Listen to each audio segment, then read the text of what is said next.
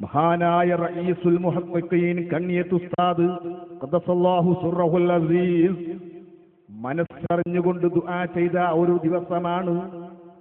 ആ കണ്ണിയത്ത് ഉസ്താദിനെ കുറിച്ച് അവിടുത്തെ ശിഷ്യന്മാരും അത്തും പെത്തുമെന്ന ഗുരുതരമായ ആരോപണം ഉന്നയിച്ചപ്പോൾ എനിക്കാരാണോ അത്തും വിത്തുമെന്ന് പറഞ്ഞത് അവർക്കാകുന്നു അത്തും വിത്തുമെന്ന് അന്ന് കണ്ണിയത്ത് ഉസ്താദ് വേദനിച്ചുകൊണ്ട് പറഞ്ഞുപോയി. ആ ഡിസംബർ 23 ഇപ്പൊ വരുമ്പോ 25 കൊല്ലം പൂർത്തിയാവാം.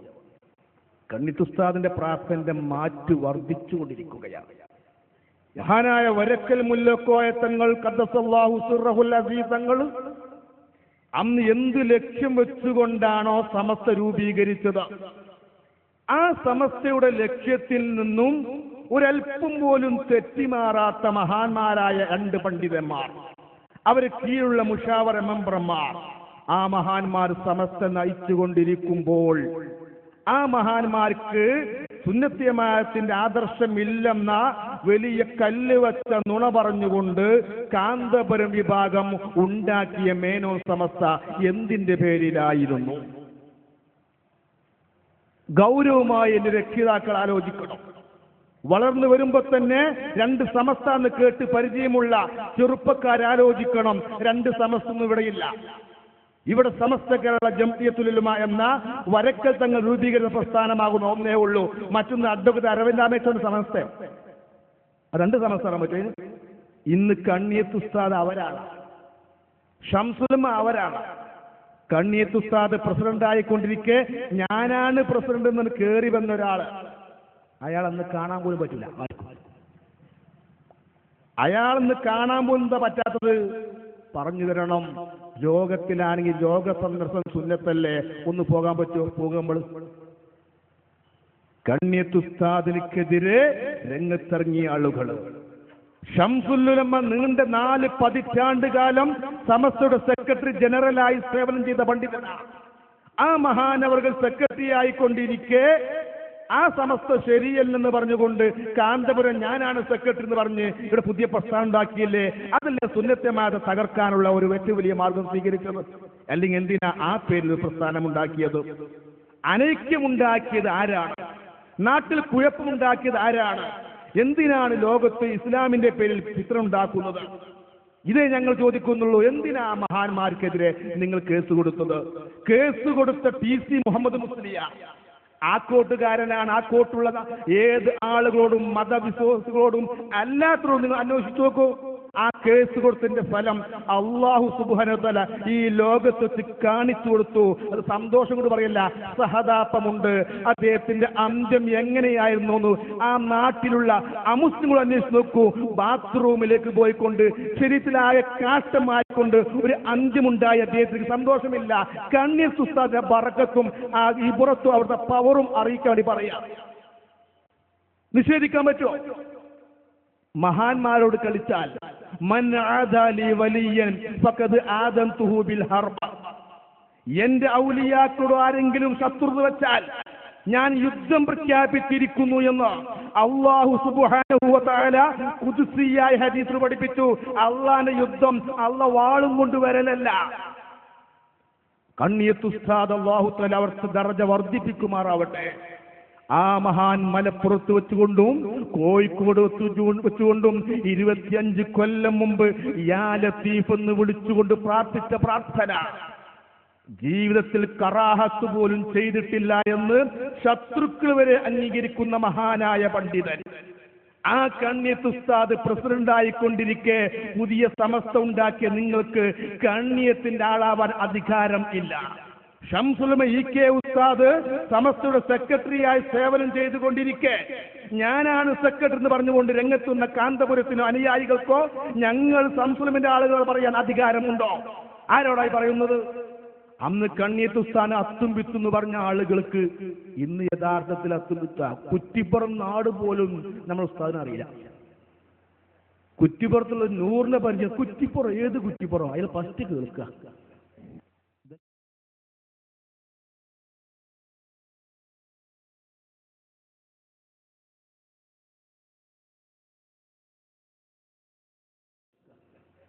ഇതന്നെ അത്തുമ്പത്ത് പറഞ്ഞാൽ ഇങ്ങനെ ഒരു മനുഷ്യൻ ചോദിക്കുക.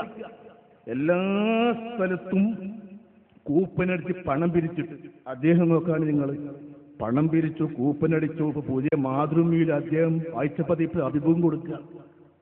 ഒരു കൂപ്പനും അടിച്ചിട്ടില്ല, പള്ളിക്ക് വേണ്ടി 5 കാശ് പിരിച്ചിട്ടില്ല. പള്ളി ഉണ്ടാക്കുന്നു പറഞ്ഞുകൊണോ അതും പറഞ്ഞിട്ടില്ല. ഒരുപാട് പള്ളി ഞങ്ങൾക്കില്ലേ, എവിടെയും വെച്ചാ പോലെ എന്തോ ഒരു പറഞ്ഞു.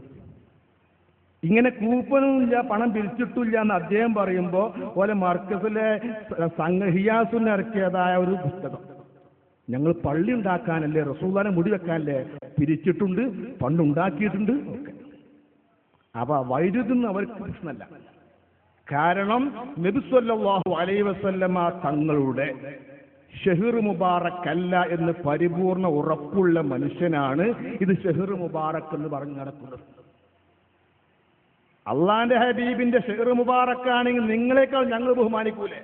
നബി സല്ലല്ലാഹു അലൈഹി വസല്ലമ തങ്ങളുടെ പേരിൽ ഹദീസ് റിപ്പോർട്ട് ചെയ്യുമ്പോൾ മുഹദ്ദിസീങ്ങൾ കാണിച്ച സൂക്ഷ്മത നിങ്ങൾക്കറിയാമോ? അള്ളാന്റെ ഹബീബ് പറഞ്ഞ വാക്കാണോ അല്ലേ എന്ന് ചെറിയൊരു ഡൗട്ട് വന്നാൽ അവർ ഉപയോഗിക്കുന്ന ശൈലിയുണ്ട്. ഔ കമാ ഖാൽ, ഇങ്ങനെയാണോ പറഞ്ഞു ഉറപ്പില്ല, പറഞ്ഞതുപോലെ. ഈ നിലയ്ക്കൊരു സൂക്ഷ്മത പാലിക്കുന്ന മഹാന്മാർ.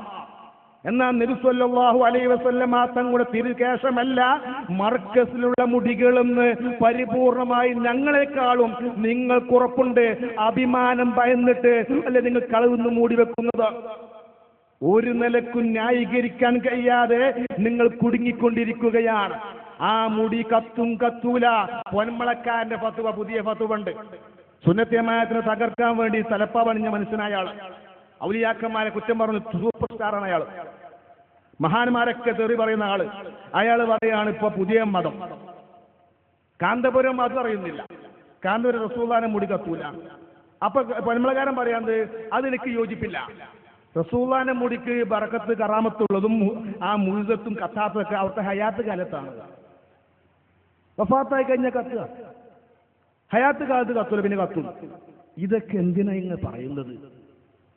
നബി സല്ലല്ലാഹു അലൈഹി വസല്ലമ തങ്ങളുടെ മുടിയല്ലാത്ത മുടി അവിടുത്തെ മുടിയാക്കി ചിത്രീകരിക്കാനല്ലേ അള്ളാന്റെ ഹബീബിനെ തരം താഴ്ത്തുന്നത്? ഏതൊരു മനുഷ്യനിക്കും ഒരു ഭയമുണ്ടല്ലോ, റസൂലുള്ളാഹിന്റെ പേരിൽ കളവ് പറയാൻ ഇവിടെ ഉണ്ടാകൂല. എന്താ?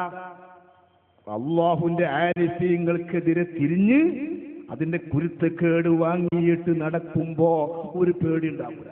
റസൂലുള്ളാഹിനെ കുറ്റം പറയാൻ മൗദൂദിയാക്ക് പേടിയുണ്ട്. ഇവിടെ MT ദാരിമി പറഞ്ഞില്ലേ, അബുൽ-ഔല മൗദൂദി മൂസ നബി അലൈഹി സ്വലാത്തു വസ്സലാമിനെ കുറിച്ച് വന്തോഷം പ്രവർത്തിച്ചു എന്ന് മൗദൂദി എഴുതി എന്ന് പറഞ്ഞില്ലേ? വലിയ പേടിയാ ചങ്ങായിക്കൊണ്ടോ? ഇല്ലല്ലോ. അതേപോലെ മൗദൂദിയും വഹാബികളും പറയുന്ന വാദത്തിനേക്കാളും കടുത്ത വാദം സുന്നി വേഷം അണിഞ്ഞുകൊണ്ട് പറയുന്ന വിഭാഗമാണ് കാന്തപുരം വിഭാഗം. അത് ആ സത്യം ആ വിഭാഗത്തിൽ തൗഫീഖ് കിട്ടിയ പലരും നിന്ന് പറഞ്ഞുകൊണ്ടിരിക്കുകയാണ്. പതിറ്റാണ്ടുകളോളം അതിൽ നടത്തിക്കൊണ്ടിരിക്കുന്ന തട്ടിപ്പുകളൊക്കെ തെളിവ് മുഖേന മുഹമ്മദ് രാമന്തളി എല്ലാ സ്ഥലത്തും ഇന്ന് പറഞ്ഞുകൊണ്ടിരിക്കുകയാണ്. അങ്ങനെ തൗഫീഖ് കിട്ടിയ ആളുകൾ തറവാട്ടിലേക്ക് കടന്നു വരും. ഇവിടെ എന്റെ പ്രിയപ്പെട്ട രക്ഷിതാക്കളെ, സമസ്ത പണ്ഡിതന്മാർ ഈ AT വിഭാഗം ഒരു മുടി കൊണ്ടുവന്നപ്പോ അന്ന് കാന്തപുരത്തിന്റെ മുടിയല്ലേ ഞങ്ങൾ അംഗീകരിക്കൂല, നിങ്ങൾ അംഗീകരിക്കാൻ പാടില്ല എന്ന് പറഞ്ഞിട്ടില്ലല്ലോ. നമ്മുടെ പണ്ഡിതന്മാര് പണ്ഡിതോചിതമായിട്ടൊരു കാര്യം പറഞ്ഞില്ലേ? നിങ്ങൾ ആലോചിച്ചോ? ആ മുടിയുടെ അടിസ്ഥാനം തെളിയിക്കപ്പെടുന്നത് വരെ ഒരാളും വഞ്ചിതരാവരുത്. എന്താ ഇങ്ങനെ പറയാൻ കാരണം?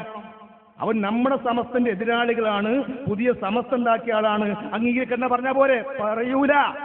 അടിസ്ഥാനം അടിത്തറയും അതിന്റെ രേഖയും കാണിച്ചെന്ന് വരെ. പിന്നെ രേഖ പോയിട്ട് അടിരേഖ പോയിട്ട് ഒരു രേഖയില്ല.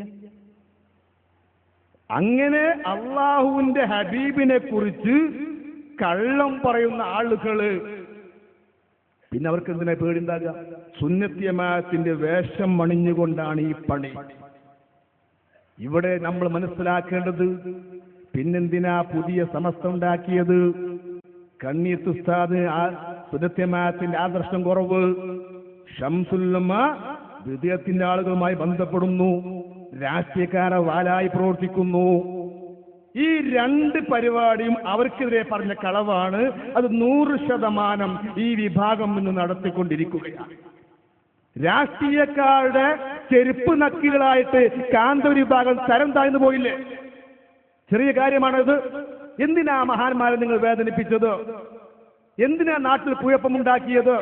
എന്തിനാ സമസ്ത എന്ന പേര് സ്വീകരിച്ച് ഒരു പ്രസ്ഥാനമുണ്ടാക്കിയത്? ആ മഹാന്മാരിൽ നിന്ന് നിങ്ങളാളായി നിങ്ങൾ എന്തിനാ അവകാശപ്പെടുന്നത്?